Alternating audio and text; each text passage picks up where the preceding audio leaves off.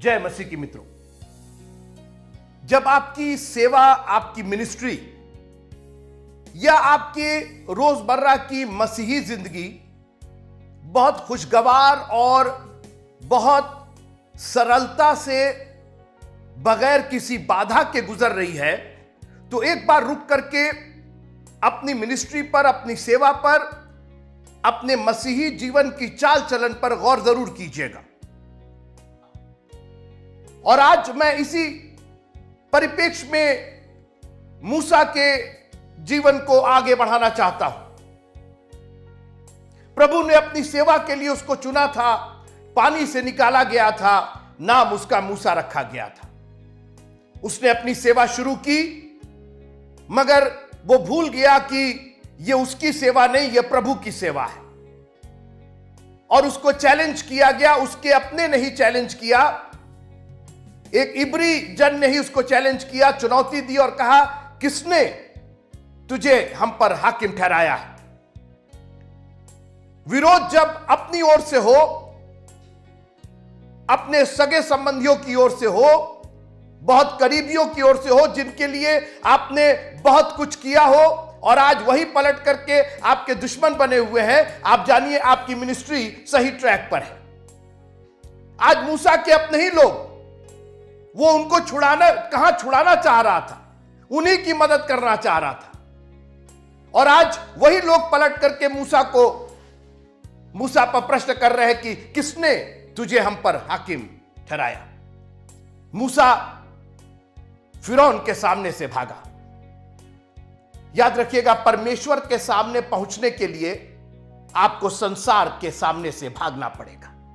आज बहुत लोगों ने कॉम्प्रोमाइज, समझौता कर रखा है। परमेश्वर के सामने संडे को चले आए, परमेश्वर के सामने चले आए, और हफ्ते भर फिरौन के सामने है, फिरौन की खिदमत हो रही है। एक मनुष्य दो मालिकों की सेवा नहीं कर सकता है। आप फिरौन और यहोवा दोनों की सेवा नहीं कर सकते। आप फिरौन के राजमहल में रह करके, हर दिन बाहर जा करके और एक मिस्री को मार करके और फिर फिरौन के महल में जा करके नहीं रह सकते। मूसा यही सोच रहे थे, इजी करते हैं, अपनी मिनिस्ट्री को इजी करते हैं, रहेंगे फिरौन के दरबार में। आज कई बार हमारी सेवाएं भी इसी तरीके की है। बजाय फुल टाइम मिनिस्ट्री के, आधे यहां बंधे हुए, आधे वहां बंधे हुए, जब मौका मिल जाता है तो प्रचार कर लेते हैं। एक मनुष्य दो मालिकों की सेवा नहीं कर सकता है। अगर आप खुदा की सेवा को वास्तव में दिल और जान से करना चाहते हैं तो फिर फुल टाइम उसी मालिक की सेवा कीजिए। मूसा को एक अदद कुएं की जरूरत थी। आज मैं इसी पर आपसे बात करके विदा लूंगा। मूसा को एक अदद कुएं की जरूरत थी। मैं Exodus chapter 2 and verse number 15, निर्गमन की पुस्तक 2 अध्याय 15वीं आयत पढ़ रहा हूं। जब फिरौन ने यह बात सुनी, तब मूसा को घात करने की युक्ति की। तब मूसा फिरौन के सामने से भागा और मिद्यान देश में जाकर रहने लगा। 1 दिन रहा, 2 दिन रहा, 1 हफ्ता रहा। और मित्रों, यह तो नहीं लिखा हुआ, लेकिन रहने लगा मीन्स कुछ दिन बीत गए उसके वहां रहने के।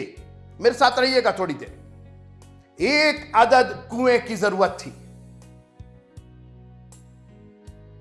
ना फिरौन के दरबार की, ना मिस्र की विद्या की, ना वहां के ज्ञान और निपुणता की जरूरत थी।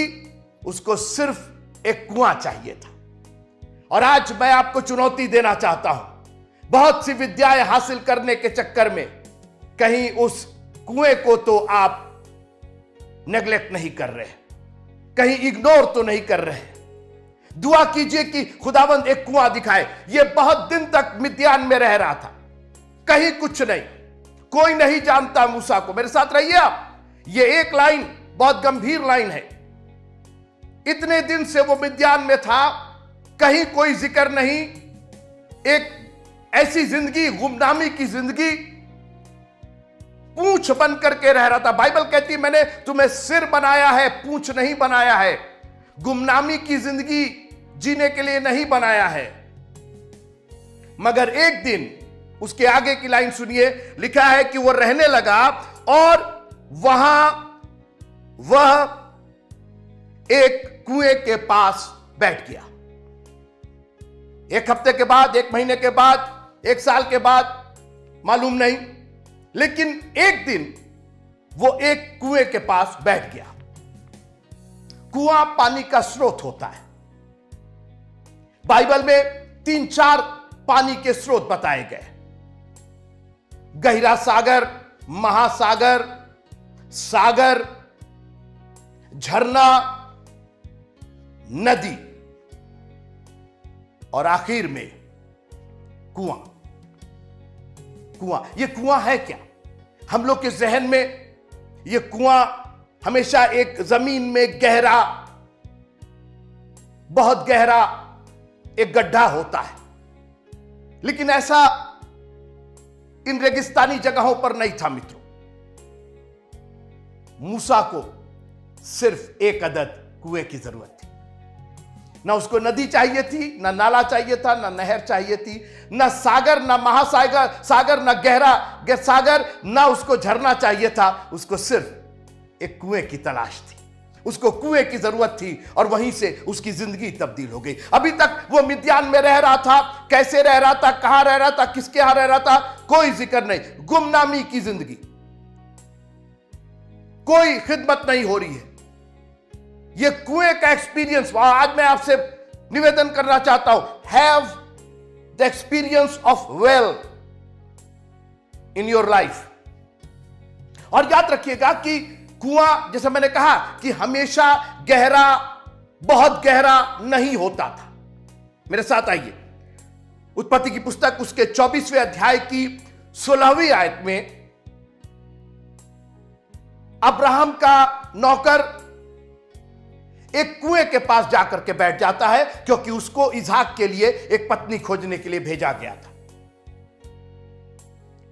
एक अदद कुएं की जरूरत है। आपकी सारी जरूरतें इस कुएं के पास पूरी होंगी। आप रहिए मेरे साथ। और लिखा है कि जब रिबका आई पानी भरने के लिए, तो कुएं में उसने, हमेशा हम कुएं को डोर से, रस्सी से, रोप से जोड़ते हैं, लेकिन ऐसा नहीं था। उस रेगिस्तान में कुआं बहुत छिछला होता था। हां, इसमें कोई शक नहीं है कि नीचे होता था उसको बचाने के लिए, ताकि वो बहे ना इधर उधर, लेकिन बहुत ज्यादा गहरा भी नहीं होता था। उत्पत्ति की पुस्तक 24वां अध्याय 16वीं आयत, Genesis chapter 24 and verse number 16। वह अति सुंदर और कुमारी थी, मैं रिबका की बात कर रहा हूं, और किसी पुरुष का मुंह ना देखा था।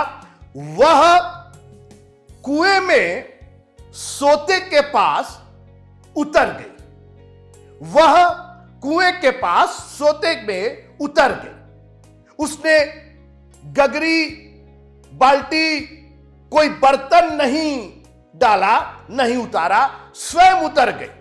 यानी कुआं छिछला था, इतनी गहराई थी जहां रिबका जा सकती थी अपना घड़ा लेकर के, पानी भर करके, और फिर उसको बाहर ला सकती थी।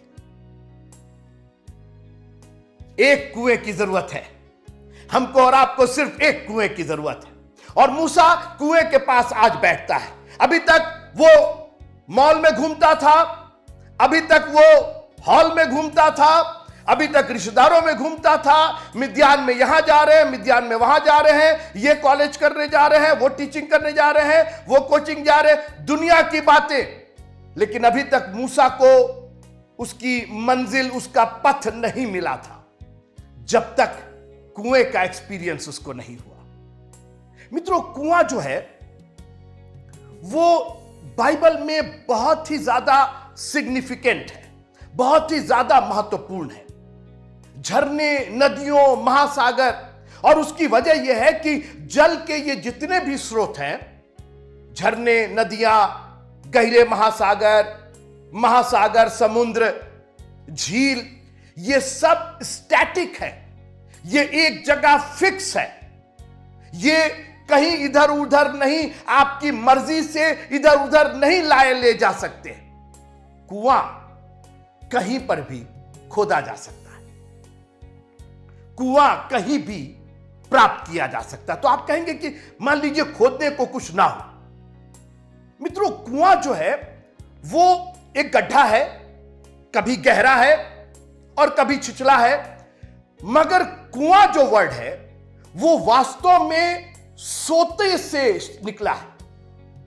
उस कुएं के अंदर जो पानी रहता है वो पानी एक सोते का पानी है। तो कुआं केवल उस सोते को प्रोटेक्ट करने के लिए एक गड्ढा है, और यह सोता कहां से आता है, कब तक बहेगा, उस पर इंसान का कोई इख्तियार नहीं है। आप मेरे साथ रहिए। सिर्फ एक कुएं की जरूरत थी उसको। मूसा को अपनी जिंदगी, अपने मिशन को प्राप्त करने के लिए all that he needed was a well. और आज वो कुएं के पास बैठता है, वो कुआं जिसमें सोता था। हमने उत्पत्ति की किताब में बहुत से कुओं की चर्चा की। आपको मौका मिलेगा तो कुओं पर जो हमने प्रचार, जो हमने संदेश दिया था, उसको जरूर सुनिएगा। पुराने जमाने में इन कुओं का इतना महत्व था। और आप कहेंगे अच्छा पुराने जमाने में। जी नहीं, आज के जमाने में भी है। जितना पानी हम लोग पीते हैं ये कुएं से आता है।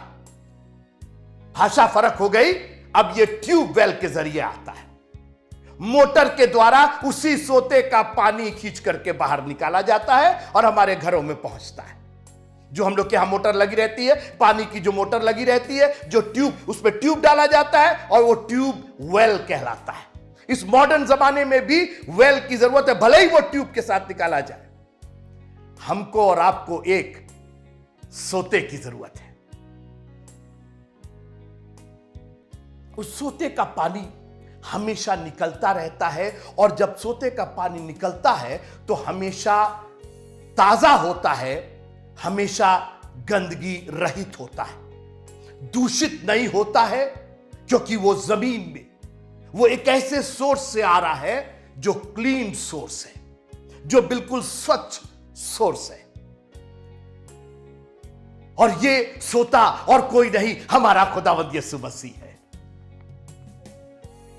आज मूसा की सारी दिक्कत, अभी तक जो डर था, जो भय था, जो अनजानापन था, जो गुमनामी थी, आज इस कुएं के पास दूर होने वाली थी। और आज मैं आपको चैलेंज करके विदा करना चाहता हूं, have the experience of the spring of water in the name of Jesus. यीशु मसीह के नाम में वो सोते का आज अनुभव कीजिए। लेकिन एक और बात है मित्रों, यह सोता तभी दिखाई देता है जब परमेश्वर हमारी आंखें खोले। जब तक नहीं खोलता है तब तक हमको मम्मी पापा, रिश्तेदार, खानदान, वो भैया वहां अमेरिका में रहते हैं, वो इंग्लैंड में रहते हैं, वो फलाने रहते हैं, हम दुनिया के ओर देखते हैं क्योंकि हमारी आंखें बंद है और हम केवल संसार के स्रोतों को देखते हैं। हाजिरा नाम की एक स्त्री थी, हैगर जिसको बोलते हैं इंग्लिश में, अब्राहम की जो मिस्री जो स्त्री थी, उससे इश्माइल पैदा हुआ। दोनों निकाल दिए गए। ये उत्पत्ति के 21वें अध्याय में इसका वर्णन है। मरुस्थल था, इश्माइल प्यास के मारे मरा जा रहा था। हाजिरा ने परमेश्वर यहोवा को, जो वो जानती थी, पुकार लगाई। आगे सुनिए, उत्पत्ति की पुस्तक उसका 21वां अध्याय और 19वीं आयत, chapter 21 of Genesis and verse number 19। परमेश्वर ने उसकी आंखें खोल दी। हाजिरा अभी तक इब्राहिम को देखती थी, सारा को देखती थी, ये लोग मेरी मदद करेंगे, अरे इनके पास तो बहुत है, अरे ये तो बहुत मालदार है। परमेश्वर ने कहा, ना तो यहां आज अब्राहम है और ना आज यहां सारा है, लेकिन यहां मैं मौजूद हूं। और आज मैं आपको उत्साहित करना चाहता हूं। मैं नहीं जानता हूं कि किसके डर के मारे आप भागे हुए हैं, कैसे गुमनामी का जीवन आप जी रहे हैं, लेकिन एक बार आपको उस बहते हुए जल का सोता अगर मिल गया, उसका एक्सपीरियंस हो गया, उसका अनुभव हो गया, मित्रों, आपको आपकी मंजिल मिल जाएगी। एक रास्ता मिल जाएगा जिस पर चलने से आप उस अनंत जीवन को प्राप्त करेंगे जो प्रभु हमें देना चाहता है। लिखा है, उसकी परमेश्वर ने उसकी आंखें खोल दी और उसको एक कुआं दिखाई पड़ा। क्या अभी तक वहां कुआं नहीं था? बिल्कुल था, लेकिन उसकी आंखें बंद थी।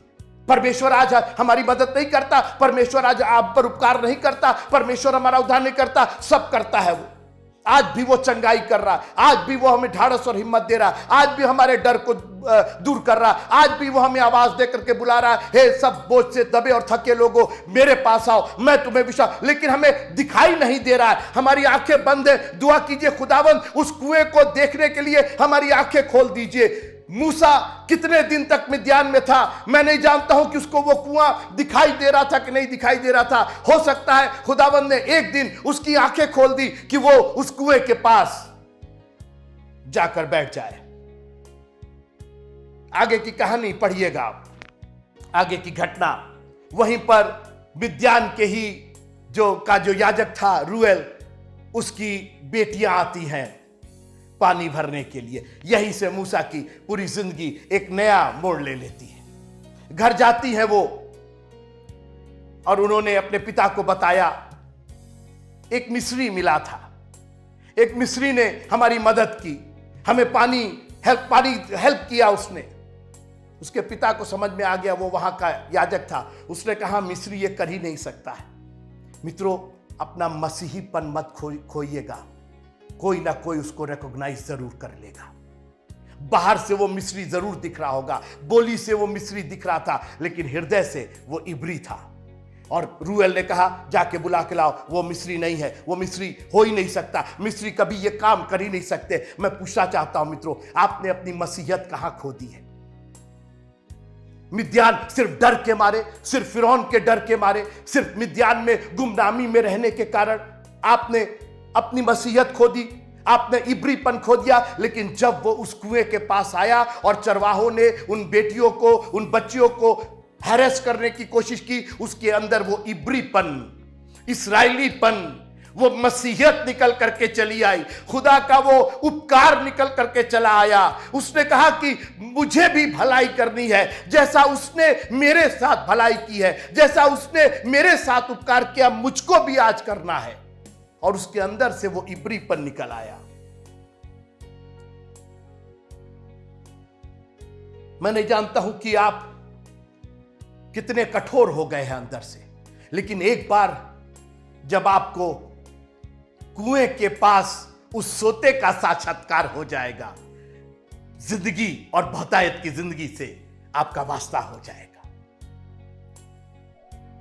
दाऊद ने कहा कि तेरे सोटे और तेरी लाठी से मुझे शांति मिलती है। अजीब बात है, बहुत हमने व्याख्यान सुना है, लाठी जो हम लोग अक्सर सोटा और लाठी जो है वो मारपीट के लिए, और मार देंगे और पीट देंगे।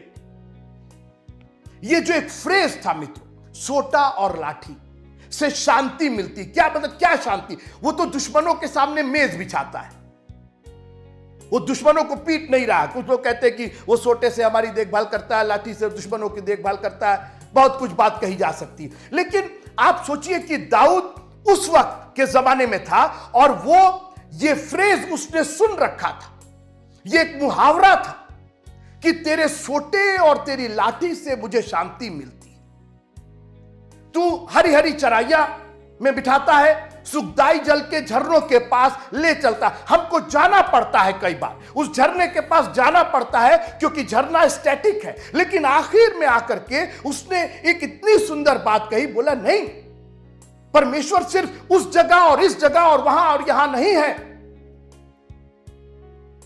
क्योंकि उस जमाने के लोगों को लगता था कि यरूशलेम में ही परमेश्वर मिल सकता है, और आज भी जो जाति और अन्य जाति लोग हैं उनको जगहें चाहिए, फलानी जगह पर और फलानी जगह पर, वहां तो जाना ही है, वहां मत्था टेकना है, वहां ये करना है।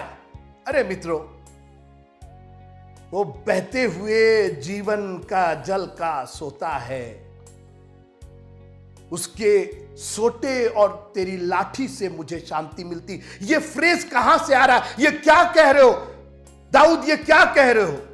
दाऊद ने कहा, गिनती की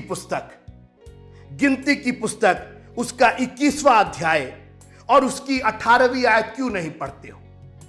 गिनती की पुस्तक उसका 21वां अध्याय और 18वीं आयत, शांति मिलती है। जानते क्या मिलता है? कुआं मिलता है, तेरे सोटे और तेरी लाठी से कुआं मिलता है, सोता मिलता है, उससे जो पानी निकलता है वो मुझे शांत करता है, वो मेरी क्षुधा को, मेरी प्यास को बुझाता है। हे सब प्यासे लोगों, मेरे पास आओ, सेत में तुम्हें दिया गया है। ये सोटे और लाठी से एक कुआं, एक सोता निकलता है। ये क्या बात हुई? गिनती की पुस्तक उसका 21वां, numbers chapter 21 and verse number 17 and 18। Let me read it to you. उस समय इस्राएल ने यह गीत गाया कि हे कुएं उबला। कुएं के लिए सोते के लिए, कुआं मतलब सोता। हे कुएं उबला, उस कुएं के विषय में गाओ। ये किस कुएं की बात हो रही, किस सोते की बात हो रही? सुनिए मित्रों, जिसको हाकिमों ने खोदा और इस्राएल के रईसों ने अपने सोटे और लाठियों से खोद लिया था। इस्राएल के रईसों ने अपने सोटे और अपनी लाठियों से उस कुएं को खोद लिया था। उसके विषय में गाओ, तेरे सोटे और तेरी लाठी से मुझे शांति मिलती है। चौथा अध्याय यूहन्ना रचित सुसमाचार का, 4th chapter of book of John. Jesus was passing by and he sat by a well that was the well of Jacob. याकूब के कुएं के पास बैठ गया। उस कुएं के बारे में गाओ, उबलाओ। आज उस कुएं का साक्षात्कार चाहिए मित्रों। सारी जिंदगियों का समाधान सिर्फ एक सोता है। 5-5 पति करके अपनी जिंदगी का समाधान नहीं और असमाधान हो गई थी। जिंदगी और उलझती चली जा रही थी, यहां तक कि अब उसने शादी करना छोड़ दिया था। जिसके साथ थी उसने कहा अब शादी नहीं कर पाएंगे, रह लेंगे तुम्हारे साथ। 5-5 पति करके हमने देख लिया, हमें वो शांति नहीं मिली। मगर आज वो ना सिर्फ याकूब के कुएं के पास पहुंची है, लेकिन आज वो उस सनातन सोते के पास जो अनादिकाल से अनंत काल तक हमारे और आपके लिए उबल रहा है, उमंड रहा है, निकल रहा है। और वो पानी भरने के लिए उस कुएं पर आई। उसे क्या मालूम था कि आज कुएं का ये विजिट, कुएं के पास आज जो मेरा साक्षात्कार हो रहा है, मेरी जिंदगी को हमेशा के लिए बदल देगा। आपको सिर्फ एक सोते की जरूरत है। एक अदद सोता हमारी और आपकी जिंदगियों को खुशियों से, बहारों से भर देगा। और यीशु मसीह ने कहा कि जो जल, सुनिए यूहन्ना की इंजील 4था अध्याय और उसकी 14वीं आयत, book of John chapter 4 and verse number 14। परंतु जो कोई उस जल में से पिएगा जो मैं उसे दूंगा, वह फिर अनंत काल तक प्यासा ना होगा, वरन जो जल मैं उसे दूंगा वह उसमें, उस जल में, वह उसमें एक सोता बन जाएगा जो अनंत जीवन के लिए उमड़ता रहेगा। आज हमने जीवन के लिए बहुत कुछ उमड़ाया है। आज हमने बैंक बैलेंस उमड़ाए हैं, अपनी नौकरियां, अपनी चाकरियां, अपनी शिक्षाएं, अपने नॉलेज, बहुत कुछ।